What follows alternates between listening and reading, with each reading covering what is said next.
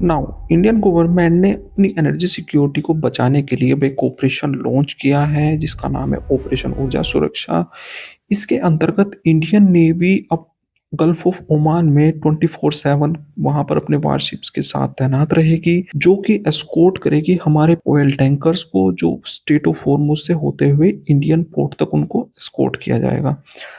उसका काम होगा उनको एक सेफ रूट प्रोवाइड करवाना, रडार मॉनिटरिंग जैसे सुविधाएं देना उनको, और उनको आने वाले खतरे के बारे में भी आगाह करना, और उनको अगर खतरा आता है तो उससे प्रोटेक्ट भी करना। ये भी इंडियन नेवी के वारशिप का काम होगा। इस कदम को उठाने के लिए ये कदम भारत सरकार को उठाना पड़ा क्योंकि अभी वेस्ट एशिया में जिस तरह से तनाव बढ़ता जा रहा है, ये आने वाले टाइम में और भी ज्यादा गहरा जाएगा। ईरान के जो फॉरेन मिनिस्टर्स हैं वो लगातार बयानबाजी कर रहे हैं कि अभी ईरान का कोई भी प्लान नहीं है नेगोशिएट करने का। डोनाल्ड ट्रंप का एक ट्वीट आता है जिसमें वो बात करते हैं कि ईरान को अभी डील को मान लेना चाहिए और नेगोशिएशंस कर लेनी चाहिए बिफोर इट्स टू लेट। तो इन बातों से पता लगता है कि अभी ये संकट और ज्यादा बड़ा होने वाला है, आने वाले टाइम में सिचुएशंस और भी ज्यादा बिगड़ने वाली है। और रिसेंटली एक न्यूज भी आई है जिसमें ईरान ने 5 फ्रेंडली नेशंस को अलाउड किया है कि वो स्ट्रेट ऑफ हॉर्मुज से अपने ऑयल टैंकर्स को निकाल सकते हैं, जिनमें भारत भी एक है। दूसरे उसमें देश हैं रशिया है, चाइना है, पाकिस्तान है और इराक है। ये भारत के लिए एक अच्छी खबर है। इससे ये भी पता लगता है कि हमारी गवर्नमेंट कंटिन्यूसली ईरान के साथ में बातचीत कर रही है ताकि अपने जो इंटरेस्ट है उनको सेव कर सके। ये तो थी बाहर की कंडीशंस की बात कि कैसा बाहर माहौल है।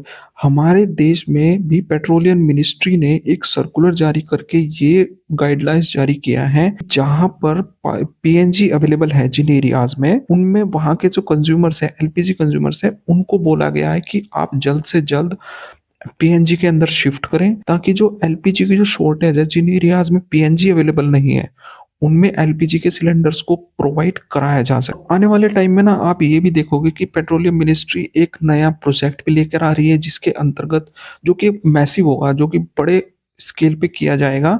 उसमें ये होगा कि जिन एरियाज में पीएनजी की पाइपलाइंस अवेलेबल नहीं है, उन एरियाज में पाइपलाइन को एक युद्ध स्तर पर बिछाया जाएगा और सभी को लास्ट माइल कनेक्टिविटी दी जाएगी पीएनजी के कनेक्शंस की। अब ये वैसे ही होगा जैसे जल जीवन मिशन के अंदर इंडियन गवर्नमेंट ने, चाहे वो अर्बन एरियाज हो चाहे वो रूरल एरियाज हो, सभी में वाटर की पाइपलाइन बिछाई है और सभी को टैप कनेक्शंस प्रोवाइड कराने की गई थी। उसमें ऐसे ही पीएनजी के कनेक्शंस भी प्रोवाइड करे जाएंगे सबको।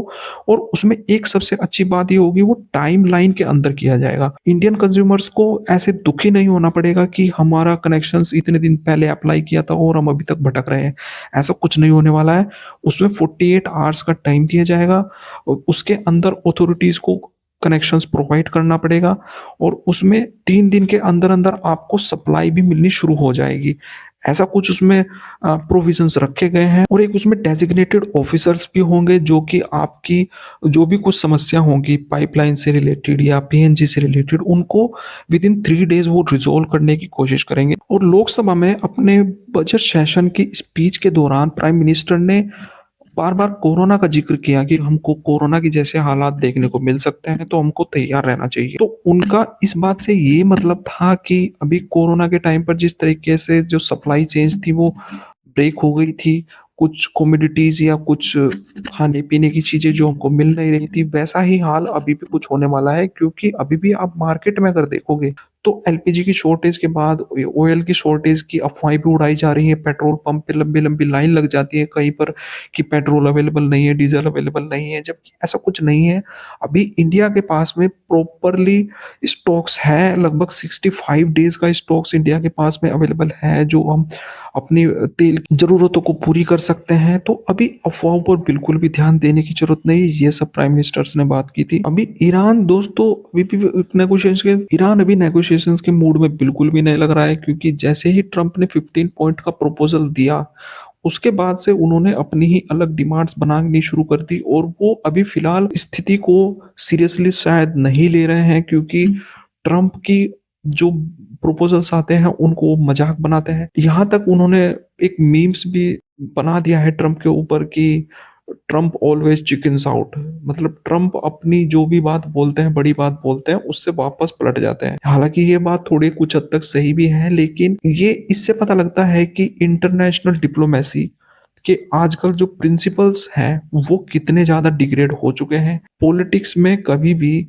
इस तरह की बातें नहीं करते हैं। पॉलिटिक्स में हमेशा नेगोशिएशंस होती हैं। आपने देखा होगा जब हमारे पुराने लीडर्स हुआ करते थे, चाहे कितनी भी लड़ाई है, कितनी भी दुश्मनी होती थी देशों के बीच में, तो उनको फिर भी उनके लीडर्स को रेस्पेक्टफुली ट्रीट किया जाता था। तो उससे होता क्या था कि उससे दुश्मनी खाली हमारे रिश्तों तक रहती थी, मन में कभी भी किसी को लेकर के द्वेष नहीं होता था। अभी जो ईरान के साथ में कुछ सालों से, यानी कि खास तौर पे 2015 से जो हो रहा था, जब से JCPOA आया था, उसके बाद से, हालांकि सैंक्शंस तो 2000 से ही लगे हुए थे ईरान के ऊपर, लेकिन उसके बाद से जो ईरान की जो कंडीशंस डेटरेट हुई इकोनॉमिक सैंक्शंस की वजह से, और 2018 में डोनाल्ड ट्रम्प साहब आते हैं और वो पूरी तरीके से डील से, न्यूक्लियर डील से बाहर ही आ जाते हैं और बोल देते हैं कि ईरान तो न्यूक्लियर मटेरियल्स और फिजाइल मटेरियल्स बना रहा है, तो अब इस डील का कोई मतलब नहीं है। तो अब उसके चलते क्या हो रहा है, ईरान अपने सब बदले ले रहा है। ईरान को लगता है कि अभी US पीछे हट रहा है क्योंकि ट्रम्प को उसके होम ग्राउंड से सपोर्ट नहीं मिल रहा है। ट्रम्प के खुद के लोग अभी ये बोल रहे हैं कि ईरान के साथ में हम कोई वार नहीं चाहते। तो इसलिए ट्रम्प जो है वो उतावला है कि अभी जल्द से जल्द इस वार को रोका जा सके, और इसके चलते वो काफी मीडिएटर्स भी ढूंढ रहा है। अभी पाकिस्तान, इजिप्ट और टर्की उनमें से एक है जो कोशिश किए थे, लेकिन वो सफल नहीं हो पाए। PM मोदी से भी ट्रम्प ने बात की थी, लेकिन PM मोदी ने शायद से मना कर दिया हो, क्योंकि हमारे जिस तरीके से जयशंकर साहब का कमेंट आया कि इंडिया दलाल नहीं है पाकिस्तान की तरह, तो उससे तो यही लगता है कि इंडिया ने उन्हें मीडिएटर बनने से मना कर दिया है। तो अभी की पोजीशन यह है कि ईरानियन लोगों की सिंपैथी ईरानियन गवर्नमेंट के साथ में है, जब से कि अयतुल्ला का मर्डर हुआ है। खास तौर पर यूनिलैटरल अटैक में USA के द्वारा मिसाइल से अटैक किया गया था 28 फरवरी को। तो उसके बाद से वहां पर काफी मिक्स्ड रिएक्शन थे। कुछ लोगों ने सपोर्ट किया था कि अयतुल्ला अच्छा हुआ मारा गया, कुछ लोगों ने उसको शोक भी मनाया था उस टाइम पर। तो ये थी सिचुएशन। तो अभी ट्रंप के अगेंस्ट में है दुनिया भर में सिचुएशन, क्योंकि ट्रंप ने ये अटैक शुरू किया था। तो अभी ईरान के पक्ष में है, तो अभी ईरान इस बात का फायदा उठा करके अपनी स्ट्रॉन्ग पोजीशन में है। तो इसलिए बार बार ट्रंप के प्रपोजल्स को, और दूसरी जो बात वो ट्रंप सीज फायर करने की बात करता है, उसको नकार देता है। अभी सिचुएशंस ये है कि दुनिया में, अभी दुनिया को इसके जो इम्पैक्ट हैं, जो वार चल रहा है, इसके इम्पैक्ट फील होने शुरू हो गए हैं। तो क्योंकि देखिए, खास तौर पर उन कंट्रीज के द्वारा जो कि स्ट्रेट ऑफ हॉर्मुज के थ्रू उनका ऑयल एंड गैस की सप्लाई जाती है, जैसे कि साउथ ईस्ट एशिया हो गया, इंडिया हो गया, और ये ऑस्ट्रेलिया हो गया, इनमें इनमें सब में इसी के थ्रू ही सप्लाई जाती है। तो अभी हो ये रहा है कि वहाँ पर बुरा हाल है। तो इसकी वजह से क्या हो रहा है कि वो लोग चाहते हैं कि जल्द से जल्द इस युद्ध का समाधान हो, लेकिन ईरान नहीं चाहता है। अब ईरान की इस ना चाहने की आदत अगर ये ज़्यादा टाइम तक चली, तो ये जो लहर है ना उनकी सिंपैथी की उनके साथ में है फिलहाल, ये फिर बदलना शुरू हो जाएगी, क्योंकि ट्रंप चाहते हैं कि नेगोशिएशन जल्दी से जल्दी खत्म हो और ईरान नहीं चाहता है। तो अब होगा क्या, ईरान के अगेंस्ट में फिर ये चली जाएगी। फिर वहाँ के लोग परेशान जो फिलहाल हैं ईरान के, वहाँ पर भुखमरी की स्थिति है, वहाँ पर बच्चों को खाना तक नहीं मिल रहा है, वहाँ पर इंडस्ट्रीज पूरी तरीके से डिस्ट्रॉय हो चुकी है, उनका ट्रेड खत्म हो चुका है, क्योंकि वो ऐसा देश है जिसका 90% ट्रेड जो है वो तेल के ऊपर ही डिपेंड है। एक्सपोर्ट वो खाली तेल ही करते हैं, बाकी इंडस्ट्रीज तो डेवलपमेंट वहाँ पे कुछ दिखाई ही नहीं देता है। तो अभी की सिचुएशंस में अगर ईरान नहीं मानता है अगले टाइम तक, कुछ दिनों तक, तो उसके अगेंस्ट में जाने के बाद फिर ये होगा कि फिर ट्रंप को सपोर्ट मिल जाएगा उसके, क्योंकि अभी ट्रंप के पास में सपोर्ट नहीं है, उसके घर से भी, होमलैंड से भी नहीं है, और बाहरी दुनिया से भी सपोर्ट नहीं है। क्योंकि अभी USA में बड़े लेवल पे प्रदर्शन हो रहे हैं, वो लोग बोल रहे हैं कि ईरान के ऊपर अटैक मत करो, लेकिन ट्रंप इस बात से डरा हुआ है कि वो अगर अटैक करेगा अभी ईरान के ऊपर, तो वो अपने ही लोगों के अगेंस्ट जाएगा और दुनिया के भी अगेंस्ट जाएगा। तो इसलिए ट्रंप चाहता है कि नेगोशिएशन जल्दी से जल्दी खत्म हो।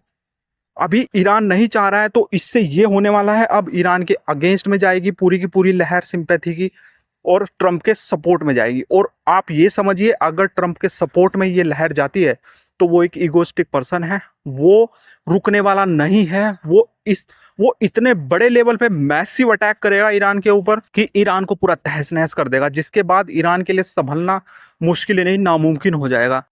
अभी मैं आपको बताता हूँ कि ईरान इतना स्ट्रोंगली बिहेव क्यों कर रहा है। सबसे पहला तो ईरान स्ट्रोंगली बिहेव नहीं कर रहा है, वो वहां पर एक्चुअली में क्या हो रहा है कि ईरान फॉलो करता है मोज़ेक डिफेंस सिस्टम को। इस ये एक ऐसी स्ट्रेटेजी होती है जिसमें अगर आपकी हायर अथॉरिटी मारी जाती है, यानी कि सुप्रीम लीडर मारा जाता है, तो नीचे के जो डिसेंट्रलाइज्ड जो ऑफिशियल्स होते हैं वो फिर कमान संभाल लेते हैं, फिर वो अपने हिसाब से अटैक। तो अब वहां पर यही हो रहा है। आपने काफी समय से ये भी नहीं देखा होगा कि ईरान में कोई रिस्पॉन्सिबल पर्सन है, वहां पर सिर्फ कोई भी अपनी तरफ से जो स्टेटमेंट चाहे वो दे देते हैं। तो अभी ईरान एक ऐसी दिशा में बढ़ रहा है जहां पर उसके पास कोई लीडरशिप नहीं है, और अगर ऐसा ही चलता रहा तो आने वाले टाइम में ये होगा कि वहां पर सिविल वार जैसी सिचुएशंस बनने में देर नहीं लगेगी। हालात वहां पर ग्राउंड के बहुत बुरे हैं, लोगों के पास खाना तक नहीं है लोगों के पास, और करेंसी की इतनी बुरी हालत है, इकोनॉमिक पूरी तरीके से डैमेज हो चुकी है।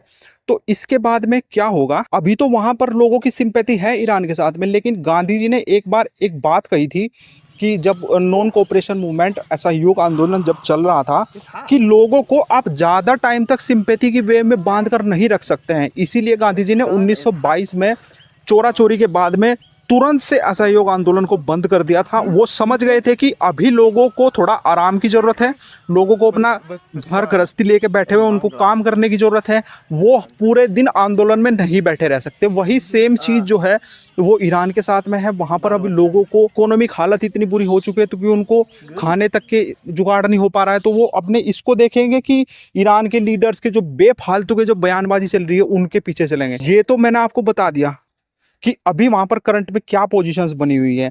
आगे आने वाले टाइम में जो भी डेवलपमेंट्स होंगे वो मैं आपको बताता रहूंगा। तब तक के लिए थैंक यू सो